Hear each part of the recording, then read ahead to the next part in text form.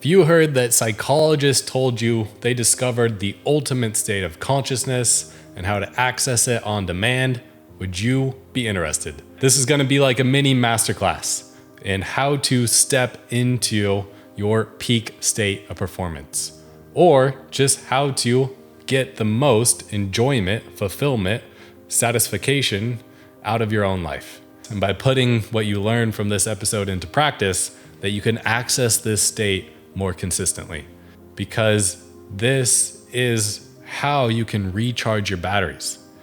This is how you could get all of some of the greatest neuro feel-good chemicals known to man by not having to take any external substance, and you're cultivating it internally. And now we have the science and research to back this up. This is your invitation to become the alchemist of your life.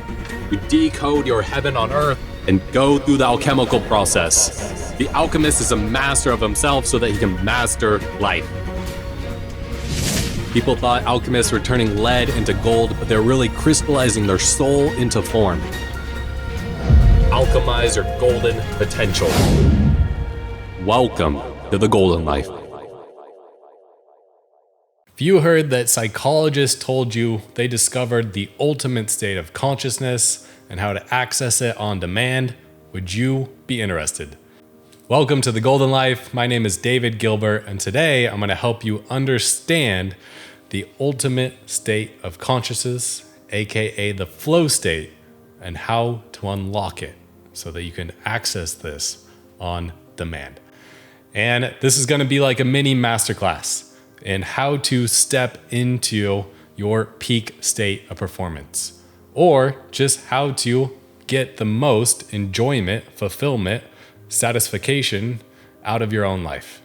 So this is going to be like a mini masterclass in how you could really utilize this state of consciousness to either step into your peak state of performance or to create your most fulfilling life. So you won't want to miss this. And I've studied extensively with the two organizations leading the way for flow state research. And this is both the Flow Genome Project, and then I've also trained and have been certified as a flow coach from the Flow Research Collective. I even wrote an entire chapter in this book, Peak Performance Mindset Tools for Business, that you could find online or in your local Barnes & Noble. But first of all, what is the flow state? And if you don't know, well, this is akin to the moments where you just feel in the zone. You lose sense of time. You lose yourself in the moment, and you just come out feeling awesome. Now, some of the highest flow activities tend to be sports, games, creating art, or making music, or just dancing.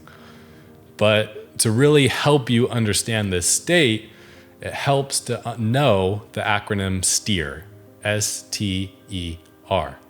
And the S stands for selflessness. So this means that when you get into a deep flow state, you lose sense of yourself. Your mind and body just become one. And then T, which stands for timelessness. This means that you lose sense of time. 1 hour can feel like a minute, or 1 minute can feel like an hour. Just time seems to operate on different rules. And then E is for effortlessness. You don't have to think about what you're doing. You're just doing it. Everything just feels effortless. And then lastly, R, which stands for richness. This state is extremely rich. Psychologists call it autotelic, which means we enjoy doing the activity just for the sake of doing it. So now that you understand flow state a little bit better, can you think about the last time you got into flow? Because we get into flow in all types of different activities. And it's helpful to understand there's also macro and micro flow, right? These little short moments where we're in flow, where we lose sense of time and ourselves and it feels rich. And then there's also these deep flow states. And we can learn how to create more of these flow states on demand. But first, how did we get to where we are today to understand this state? to a point where psychologists actually call this the ultimate state of consciousness where we feel and perform at our best. Well, flow state science really goes back to the 1870s with Friedrich Nietzsche and learning and exploring peak experiences. And then even more so in the 1950s with Abraham Maslow and really starting to talk about these altered states and even more in depth about peak experience. And finally, Csikszentmihalyi in the 1970s, who's really considered the godfather of flow. And what's interesting is that he was a Holocaust survivor. And he noticed that there was some people in the camps who were doing really well and some people who were not. And this sent him on a journey of really asking what makes life worth living and why do some people seem so much happier than others. And this led him to discover what we now call the flow state. And what's also interesting too is before they thought this was just the endorphins being released that we'd get from something like a runner's high, with the state known as getting in the zone or getting in the pocket. And at first they thought it was more just limited to this state and just part of the runner's high. But as the research continued, by the 1990s, they started to understand that flow is universal and that it has these core characteristics, and we can utilize the triggers to help us elevate our performance. So if this hasn't caught your attention, why should you absolutely be at least aware of the flow state, even if you're not an athlete or a peak performer? Well, this is to really say if you want to live an enjoyable life or live your most meaningful life, then you want to know about the high flow advantage. Because I'm going to share in a minute how you can get the greatest cocktail of neuro feel-good chemicals. But more importantly, the research to today has now shown the high flow advantage.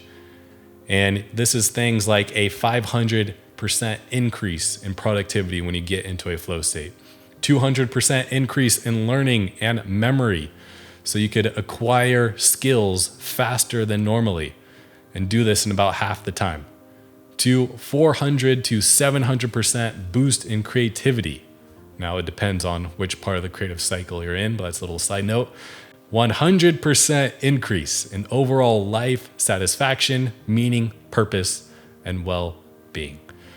And I could just end it there because you might be able to just argue that that's all we really want, right? More satisfaction, meaning, purpose, and just overall well-being. But if that's not enough, accessing flow, deep flow states on a consistent basis also creates an uptick in grit and performance. And it can amplify collaboration, cooperation, empathy, and ecological awareness, just wanting to give back to nature and Mother Earth, as well as increases strength, stamina, and simultaneously decreasing pain, and even increases muscle reaction time. Now, why do we get all of these benefits? Well, I'm going to break down the neuro cocktail that you get when you get into a deep flow state. But this is to also highlight that when you see people do things like skydiving, or maybe even the even crazier version of wingsuits, or some wild activity where they're on the brink of death, coming face to face with that edge, what do we typically call them? We call them adrenaline junkies. But the truth is, they're not actually adrenaline junkies, because if you had a lot of adrenaline in your system, you also have a lot of norepinephrine, and it would be very uncomfortable. It's not a comfortable state to be in when you're just overflowing with adrenaline. You kind of lose body awareness and just not overall fun. Well, they're really flow junkies. And the most addictive state known to mankind is group flow, because you're going to get all of these feel-good chemicals, but when you stack on getting into a flow state as a group, aka something like sports, well, you also get more neuro feel-good chemicals on top of that, and that's why it's the most addictive state. So people who tend to do those wild activities, they are not adrenaline junkies. They are flow junkies. Maybe you're like, hey, that's me. Well, you don't have to call yourself an adrenaline junkie anymore. You can just call yourself a flow junkie. But why is this one of the most potent and natural cocktails of neural feel-good chemicals that are available to us? Well, when we get into a deep flow state, here are some of the endorphins we get. We get acetylcholine, norepinephrine, dopamine, anandamide, endorphins, serotonin, oxytocin, GABA, and glutamate. But really, I'm going to talk about the core 5, because as with all different kinds of activities, there's a lot of extra neurotransmitters, neurochemicals that get released, but the core 5, and I'm going to break these down as to why this flow state feels so great. So starting with norepinephrine. And this is a little bit like adrenaline. This gets you into focus, and this provides some excitement as well as a little bit of anxiety. And then you get dopamine, which makes everything feel good, especially chasing some type of reward. And then you also get anandamide, which is like a little bit of a painkiller and also activates some pleasure response. Same with endorphins. They do the same thing, right? You get a runner's high, you feel less of the pain, and you feel a little bit of this high, of this pleasure, as well as serotonin. So you feel a little bit more calm, you feel peaceful, you feel satiated, and you could really start to understand this state where you're relaxed yet focused. You feel less pain and more pleasure. You actually feel really good because you're chasing a reward. And you're getting these extra endorphins that are activating all the other pathways. So you actually feel really awesome. So you could start to see why flow state is so addictive. And that's not enough. I'll use the analogy of different drugs to really drive this home for you. So this deep flow state that you can access, and you don't need anything externally, any external substance to get you there. Well, getting into a very deep flow state is the equivalent of taking cocaine, speed, THC or marijuana, MDMA, and opioids in one cocktail. Right? Why is that? Well, first of all, you get a response of dopamine just like if you were to do cocaine. And then when you take a drug like speed, you're getting that norepinephrine, that rush, that little bit of, not quite adrenaline because it's norepinephrine, but it's getting you to focus. It's getting you locked into the present moment. And then you also get anandamide, which is the same pathways that activate when you use marijuana. So you feel more pleasure, you feel less pain, you have divergent thinking, which is to say your left brain and right brains, both hemispheres, are in better communication with each other. This is why you get more creative ideas and you just start to connect dots that you don't normally do. And if that's not enough, then you also release a lot of serotonin, which is the power of MDMA. You're overflowing with serotonin, so everything feels like love, everything feels like bliss, everything feels great. And then on top of that, you were to get the same type of effect if you were to take some type of opioid and get that endorphin rush. So that's the power that you have, that hopefully now with this awareness and by putting what you learned from this episode into practice, that you can access this state more consistently. Because this is how you can recharge your batteries. This is how you could get all of some of the greatest neuro feel-good chemicals known to man by not having to take any external substance, and you're cultivating it internally. And now we have the science and research to back this up. So once again, the flow state. The flow state is where we're out of our normal operating. of how we go through life, right? Of a beta brainwave, of being alert and checking everything. No, we're in this alpha and theta, which means we're a little bit relaxed, and we even have more access to our subconscious or divergent thinking. We can use more of our left and right brain, both hemispheres, and we're more relaxed. We're more open. We have access to more creative thinking. And we're not processing as much information in the beta brainwave state. Yet we're still focused. We're still lost in the task at hand. And because of this, we completely experience time dilation. We have no sense of time.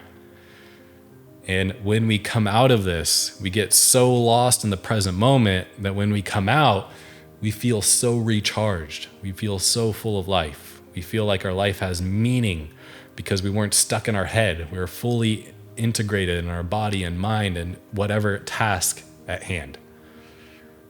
So I want to plant the seed, and we'll come back to this, but do you know what those activities are for you?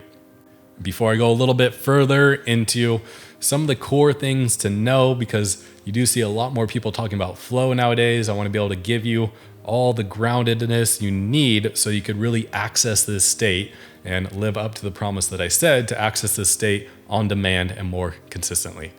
But first, I do want to share quickly the dangers of flow. And this isn't a full comprehensive list, but these are some of the biggest things. And these also tie in to creating peak experiences or altered state of conscious experiences on demand, like I shared in a previous episode. So no, flow state is an altered state of consciousness, because we're not in our ordinary state of consciousness, our ordinary way of being as we typically go through life, right? We drop into a different state.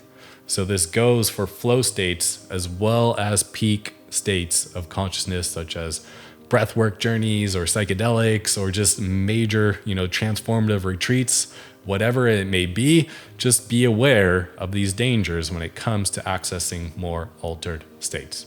And number one is selflessness can turn into ego inflation. So what happens during a flow state? Well, your default mode network shuts down. Literally, your conscious brain isn't working as much, and you're just more access to more of your brain. Now, when you go through a deep altered state or peak experience or flow state, this can happen. You can completely lose sense of your ego. Now, what happens when your ego kind of loses sense of itself or maybe dies? There is the potential for it to come back with a vengeance. So just know, if you have a deeply transformative weekend, maybe you try psychedelics or breath work or some altered state modality, and you decide you're going to rename yourself, well, this can just be a symptom of you experiencing total selflessness. And then your ego wanting to come back with a new version of yourself and a new name, new identity, and let go of all those responsibilities that you still should probably be holding on to. So just know that is a potential. Then there's also what's called the watchtower effect. And this is when you experience timelessness, you have an increase in dopamine, remember, just like doing a bunch of cocaine. And with that, you also have more access to information, which is to say you have better pattern recognition. So when you're in the deep now, when you're in a deep flow state or peak experience and you're kind of lost in the present moment, you can see more patterns, you could see more trends, you could connect more dots.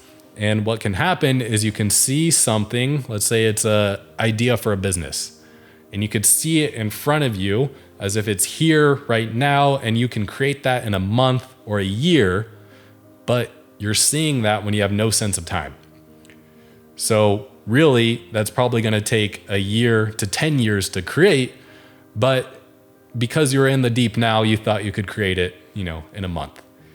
And this is where we run into a lot of problems, especially high achievers, because they see the potential and then they don't get the results that they were expecting, and then they burn themselves out and give up.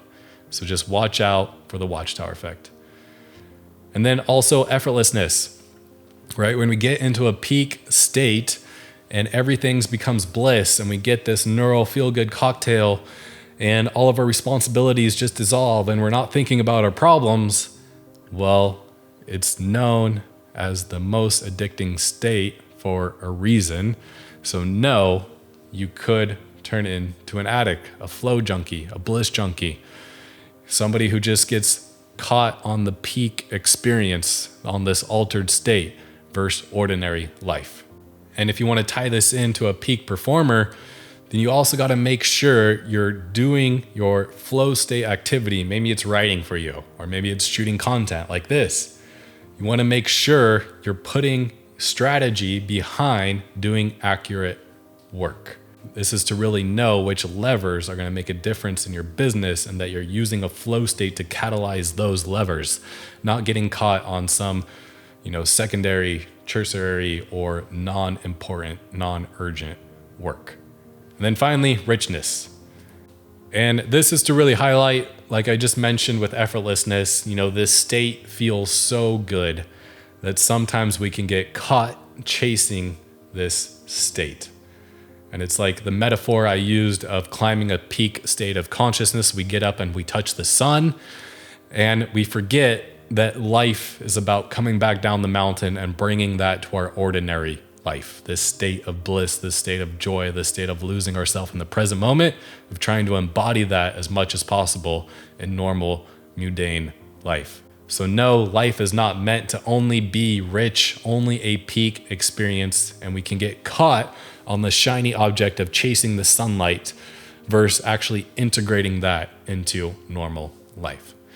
So now that I shared the dangers, I want to go through the flow cycle a little bit, because this is where the majority of people get stuck getting into flow on the daily activities, especially things like work, where it would really help them.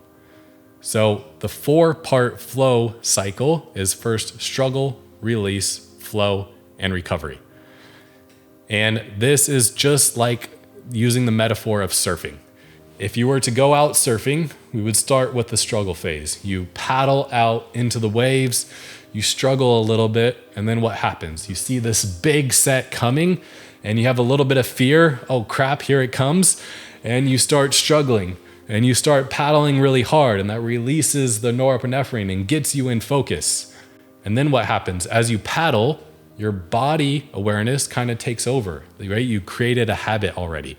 So this is where you release. You're not thinking so much about what you're doing. You're just starting to paddle, and then you jump up on your board. If you've been surfing for a while, you don't have to think about it. It's just a habit at this point. So that's the release phase. And then you get into flow. That's when you're on top of your surfboard and you're losing sense of time, catching the wave, having a good time. And then the other critical part people don't realize is recovery. This is the ultimate state of consciousness where we feel and perform at our best. That means it's going to take up a lot of energy, and that you need to have a foundational practice of recovery so that you can access this state more consistently. And I'm even going to talk about the positive psychology basics to help you do just that, to help you sustain more access to flow. But I really want to emphasize phase number 1, struggle, because this happens in work all the time, right? We go down to work on that really most important project that we know is going to get us the results, but there's a thing we've been putting off, and we go to work and then we decide we need to check our email, or our phone notification goes off, or we want to check social media. And this is the phase where it's important to push through the struggle, to push through the procrastination. There's a lot of techniques you can use to push through procrastination, but for today, just know, if you're going to sit down, make sure you remove distractions and you get yourself to push through to the other side. Because of what happens if you sit there long enough, eventually, let's say if you're writing, for example, you're going to start writing, can't get any words out of your head, Eventually, you'll start writing a little bit more, and then you'll get into that release phase. You'll just kind of let go of that resistance, and then you're going to drop into flow. So once again, just push through the struggle phase. And there's also techniques to help you with the release, but that's for a deeper dive. Now going into recovery and the positive psychology basics. So some of the basics to know when it comes to recovery. Number 1, sleep. Sleep is actually the ultimate peak performance state because you're getting the most amount of recovery when you are asleep. So 6 to 8 hours of quality sleep will really help you sustain access to more flow. Number 2, nutrition and hydration. Once again, high energy activity. So you're going to need a lot of energy and hydration to have you have access to this state more consistently. And number 3, social support. Something we don't typically think about, but having that connection, that belonging, and having those relationships that can kind of refill your social tank, because we are social creatures. Number 4, gratitude. Some type of practice to enter you into a state of gratitude will give you more access to flow. Then number 5, breath work or a mindfulness practice. You could also think about this as tools to help you release. And that's really what you're looking to do with that. And then number 6, exercise. Even if you're not big into exercise, it will help you gain more access to flow. And you really just want to do it 10 to 20 minutes, really until it goes quiet upstairs in your mind and you get those endorphins. And then number 7, going out in nature or walking outside. It's been shown nature bathing helps reduce stress and gets you back into the present moment, which is going to help you gain more access to flow. So there's just a quick overview of the positive psychology basics that are really the foundation for you to sustain the energy and the recovery you need to gain access to this state more consistently. And then I'll wrap this up by sharing some of the biggest flow blockers so that you can start to remove these from your life and then apply the flow cycle so you can gain more access to the ultimate state of consciousness where we feel and perform our best. So number 1, distraction and interruptions. Remember, if we use the work analogy, you're trying to work and your phone is going off and emails are going off and maybe your wife or kids are busting in the door because you work at home. Well, that's going to be the quickest thing to drop you out of a flow state. So how can you minimize distractions? How can you go dark if it's for, an hour to 90 minutes to only focus on one task at hand? Number 2, a fixed mindset and negative thinking. This is why gratitude's so powerful, because when we get into a boxed mindset, we literally put ourselves in our box and we can take away more access to more flow. Number 3, stress. If we're overly stressed and we're not applying the positive psychology basics, well, we're leaning too much into stress, productivity, and we're not giving ourselves enough time with recovery and rest. So that is the recipe for burnout. Number 4, mission misalignment. This is where having a purpose that aligns you with why these tasks are important to you are actually really important if you want to be able to access flow on demand. Then number 5, poor time management. Not understanding how to create blocks within your day to get the most important work done and remove distractions and just get yourself past that struggle phase into the flow phase is going to keep you from accessing more flow. Then number 6, like I talked about before, improper fueling. If you don't have the energy to sustain flow, well, you're not going to be able to access more of that. And that is the list of the biggest flow blockers. So I know we covered a lot today. Like I said this was going to be a mini masterclass, but I know that if you start to be more aware about flow state, and just like my shirt, I kind of talked about in a previous episode, understanding that inner masculine and inner feminine, right? The ability to have the discipline to push through the struggle, to focus on the task at hand, to align it with a bigger purpose, and then surrender, to release, to come back to the present moment, to just be. You'll be able to gain more access to flow. And you can use the flow state, the ultimate state of consciousness where you feel and perform at your best, to fill up your cup of life, to make your life feel more fulfilling, as well as help you be more productive. So this really is a secret advantage. And if you want to learn more, I cover this in detail in the book Peak Performance Mindset Tools for Business, where I'm one of the 24 authors in this book. And I also offer one-to-one flow coaching. If this is something you want to step more into your peak state of performance or understand how to use these altered states to accelerate your growth and healing, well, this is part of what I do to help you to become the alchemist of your life, to understand the most powerful tools of transformation so that you can apply them to yourself and master your life and create the results internally and externally. So thank you. Can't wait to hear about your greatest flow activities and what helps you get into a flow state. So please feel free to leave that in the comments below. And if you have any questions about gaining access to flow, please send them my way as well. Have a beautiful rest of your day.